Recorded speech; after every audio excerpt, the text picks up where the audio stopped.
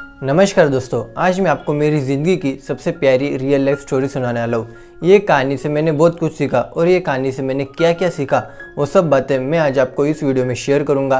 तो चलिए दोस्तों, देर न करते हुए आज के हमारी इंटरेस्टिंग वीडियो शुरू करते ही। ये कहानी शुरू होती है 2020 के दिसंबर महीने में। हमारे घर के पीछे एक बड़ा सा नींबू का झाड़ है और वो नींबू के झाड़ के नीचे दो बिल्ली के बच्चे खेल रहे थे। मेरे मन में इच्छा हुई क्यों ना ये दोनों बिल्ली के बच्चों को हमारे घर बुलाया जाए और घर बुला के इन्हें दूध बिस्किट दिया जाए। तो मैंने वो दोनों बिल्ली के बच्चों के मन में छोटे छोटे बिस्किट के टुकड़ों की लालच दी। वो बिल्ली के बच्चे वो टुकड़े खाते खाते खाते मेरे घर तक आ गए और घर के आने के बाद वो मेरे रूम तक भी आ गए। रूम तक आने के बाद मैंने उन दोनों बिल्ली के बच्चों को थोड़ा सा दूध दिया और 2-4 बिस्किट के टुकड़े दिए और वो खा के वो वहाँ से चले गए। उस दिन पहली बार मैंने किसी जानवर को इतना करीब से देखा। इसके पहले मैंने कभी भी किसी भी जानवर को इतना करीब से देखा नहीं था, क्योंकि अगर आप किसी भी जानवर को इतना करीब से देखेंगे तो आपको पता चलेगा कि वो कितना मासूम है और आपको उसकी मासूमियत पे दया आएगी। वो दिन मेरे ज़िंदगी का सबसे यादगार दिन था, क्योंकि उस दिन वो दोनों बिल्ली के बच्चे मुझे पहली बार मिले थे। दूसरे दिन वो दोनों बिल्ली के बच्चे मुझे मेरे जूते के खोखे में सोते हुए दिखे। उनकी नींद बहुत गहरी थी और उनकी नींद को मैं तोड़ना नहीं चाहता था, इसलिए मैंने उनके शरीर पे कपड़ा डाल दिया कि उन्हें ठंडी ना बजे और उनकी नींद बरकरार रहे। थोड़ी देर बाद वो दोनों उठे। उठने के बाद उन्हें बहुत तेज भूख लग रही थी, इसलिए मैंने उन्हें एक बर्तन में दूध दिया और वो दूध पी के तुरंत वहाँ से चले गए। ये रूटीन उनका पूरा दिसंबर महीना चला और दिसंबर महीने जाने के बाद न्यू ईयर मतलब 2021 का जनवरी महीना शुरू हो गया। जनवरी महीने से मेरा उन दोनों बिल्ली के बच्चों के साथ जो कनेक्शन था वो दिन पे दिन बढ़ते जा रहा था। वो पहले सिर्फ सोने के लिए आते थे, दूध पीने के लिए आते थे, लेकिन अभी वो यहाँ रहने के लिए भी आ गए। वो ठीक हमारे घर के बाहर सोते थे, तो मेरे मन में इच्छा हुई क्यों ना इनके लिए एक बॉक्स रखा जाए और वो बॉक्स में ये अच्छे से सोए। बाहर अगर ये ज़मीन पे सोएंगे तो इन्हें ठंडी लगेगी। तो मैंने उन दोनों बिल्ली के बच्चों के लिए एक जूते का खोखा निकाला और वो खोखे में दोनों अच्छे से रहते थे।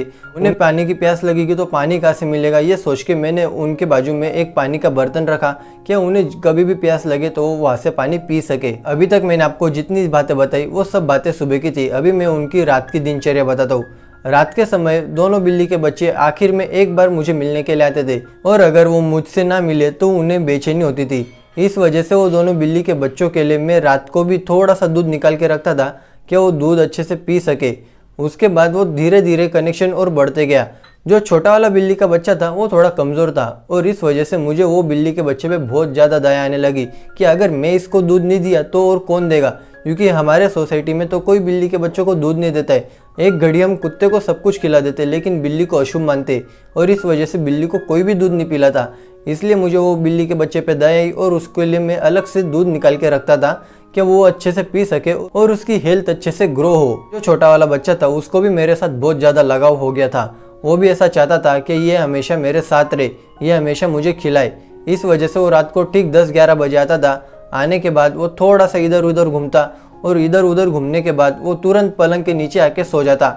और आश्चर्य की बात यह थी कि वो ऐसा पलंग के नीचे सोता कि पता ही नहीं चलता कि पलंग के नीचे कोई बिल्ली का बच्चा सो रहा है। इस वजह से हमें ऐसा लगने लगा कि बिल्ली का बच्चा बहुत अच्छा है और बहुत समझदार है। वो ये चाहता था कि मेरे वजह से किसी को भी तकलीफ ना हो। मैंने आज तक कभी इतना समझदार बिल्ली का बच्चा देखा नहीं था कि वो इतना सोच सके कि मेरे वजह से किसी भी इंसान को तकलीफ ना हो। ये सब बातें छोटे वाले बिल्ली के बच्चे की हो गई। अभी मैं आपको बड़े वाले बिल्ली के बच्चे की सब बातें बताता हूँ कि वो मेरे साथ कैसे कनेक्ट हुआ था। वो थोड़ा कलाबाज था। अगर उसे मैं कोई भी कला सिखाऊं तो वो अच्छे से सीख लेता था और वो कला को वो बार बार रिपीट करता था। अगर मैं उसकी तरफ गेंद फेंकूं तो वो मुंह में गेंद पकड़ के लाता और मुझे दिखाता क्या देख तूने जो गेंद फेंकी वो मैं मुंह में पकड़ के लेके आया। अगर उसके मुंह में वो गेंद नहीं आती तो वो पैर से फुटबॉल की तरह खेलता था। उसके साथ साथ एक छोटी सी रस्सी फेंकी तो रस्सी की जो गांठ रहती वो मुंह में पकड़ लेता और उसी जगह वो गोल गोल फिरता और उसका जो खेल था वो बहुत निराला था। एक दिन उसकी जो एक कला देखी वो मुझे आश्चर्यचकित लगी, क्योंकि वो कला मैंने आज तक कभी किसी भी जानवर में देखी नहीं थी। वो मेरे अचानक पीछे पीछे आया। पीछे पीछे आने के बाद वो अचानक पाइप पे चढ़ गया। जो पाइप था वो गोल था और गोल पाइप पे वो चल रहा था। मुझे विश्वास नहीं हो रहा था कि इतने से छोटे से गोल पाइप पे कैसे कोई चल सकता है, लेकिन वो बिल्ली के बच्चे की जो कला थी वो देखने जैसी थी और वो कला देख के मेरे मन को बहुत अच्छा लगा। बड़े बच्चे की हेल्थ अच्छी होने की वजह से वो उसकी कला बार बार अच्छे से दोहरा सकता था और हम सबको एंटरटेनमेंट कर सकता था। लेकिन जो छोटा वाला था बेचारा बहुत कमज़ोर था। उसके पास इतनी ताकत नहीं थी, ना वो कोई कला करके दिखा सकता था, लेकिन वो हमको बहुत चाहता था। और वो कैसे चाहता था वो आपको अभी मैं बताता हूँ। वो एक दिन में 5-6 बार आता। हर बार आने के बाद वो दूध के बर्तन में जीभ गिल्ली करता और जीभ गिल्ली करके चले जाता, और फिर से आता, फिर से दूध के बर्तन में जीभ गिल्ली करता और चले जाता। उसको भूख ही ज़्यादा नहीं थी, लेकिन वो हमसे हमेशा कनेक्टेड फील करता था। जब भी उसका दूध पीना हो गया तो वो मेरे पैर के पास आता।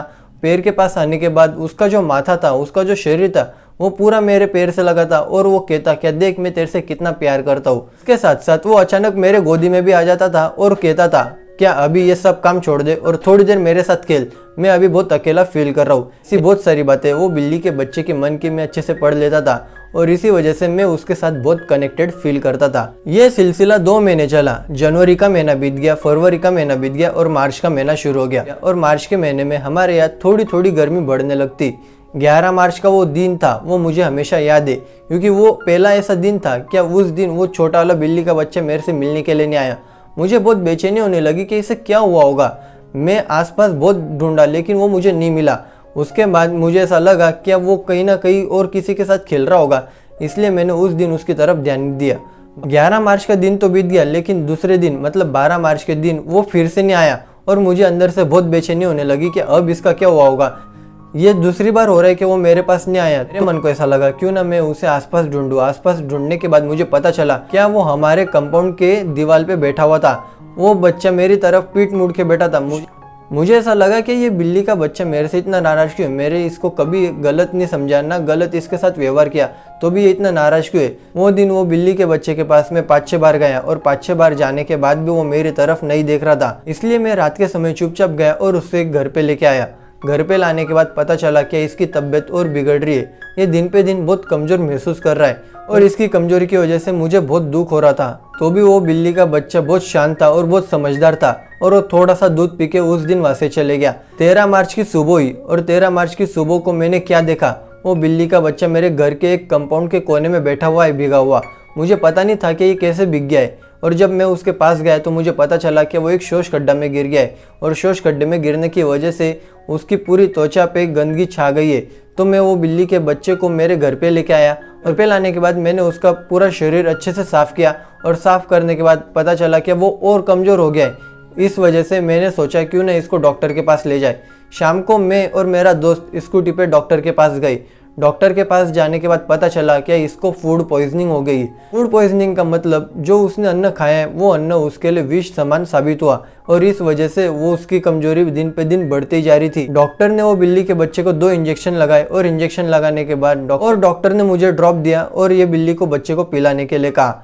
शाम को मैं वो बिल्ली के बच्चे को घर पे लेके आया। घर पे लाने के बाद वो ड्रॉप नहीं पी रहा था, तो भी उससे ज़बरदस्ती पिलाया कि इसकी हेल्थ जल्दी से जल्दी रिकवर हो। 14 मार्च का दिन आया, और 14 मार्च के दिन वो बिल्कुल भी चल नहीं पा रहा था। उसके अंदर अशक्तपना बहुत ज़्यादा आ गया था। मैं बहुत डरने लगा कि इसे ऐसा क्या हो गया। दोपहर की ठीक 1:30 बजे, और 1:30 बजे वो बिल्ली के बच्चे ने मेरी तरफ आखिरी बार देखा, और आखिरी बार देखने के बाद वो धीरे से म्याऊ बोला और हमेशा हमेशा के लिए शांत हो गया।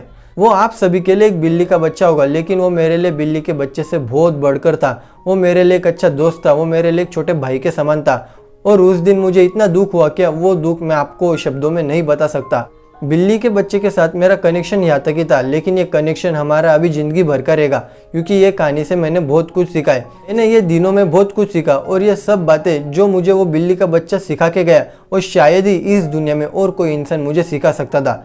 सबसे बड़ी बात उसने ये सिखाई कि सच्चा प्यार क्या होता है, इसकी उसने मुझे सही डेफिनेशन दी। सच्चा प्यार वो होता है जो निस्वार्थ भाव से हो। मैं वो बिल्ली के बच्चे को निस्वार्थ भाव से प्यार करता था, मतलब मैं नहीं चाहता था कि बदले में मुझे कुछ दे, और वो बिल्ली का बच्चा भी नहीं चाहता था कि मुझे बदले में कुछ मिले। और हम दोनों के बीच की जो बॉन्डिंग थी, यही एक ट्रू लव का सबसे बड़ा एग्जाम्पल है। क्योंकि मैंने बहुत बार कई लोगों से सुना है कि बिल्ली अशुभ होती है, बिल्ली को कभी भी कुछ भी नहीं खिलाना चाहिए। क्या लेकिन आप सचमुच जानते हो क्या कोई भी जानवर कभी भी अशुभ नहीं होता, कभी भी बुरा नहीं होता। वो बिल्ली आपका अशुभ क्यों चाहती और बुरा क्यों चाहती, उसके पीछे का एक रीज़न है, वो आज आप समझ लो।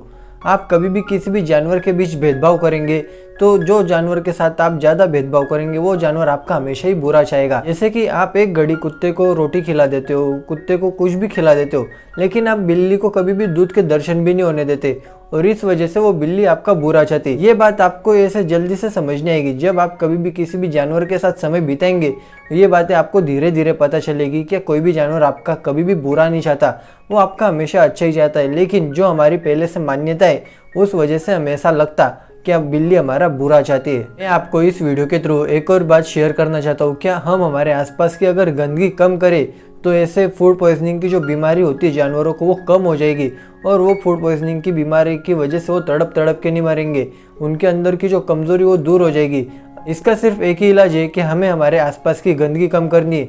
जो शौच खड्डे खुले दिखते वो शौच खड्डों को बंद करना होगा। हम ऐसा करने में कामयाब हो गए तो कुत्ता बिल्ली जैसे जितने जानवर है हमारे आसपास उनको ऐसे तड़प तड़प के नहीं मरना होगा, वो भी शांति से अपनी ज़िंदगी गुजार सकते हैं। छोटा सा बिल्ली का बच्चा मुझे बहुत सारी बातें सिखा के गया और ये सब बातें मैंने अच्छे से सीखी और मुझे ऐसा लगा कि ये सब बातें आपने सीखनी चाहिए, इसलिए ये अलग से स्पेशल ये वीडियो बना रहा हूँ।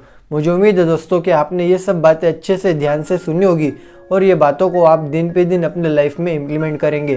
तो चलिए दोस्तों, आज की इस वीडियो में इतना ही और जाते जाते मैं आपको मेरे दोनों बिल्ली के बच्चों के कुछ फोटोग्राफ्स के साथ छोड़ कर जाता हूँ।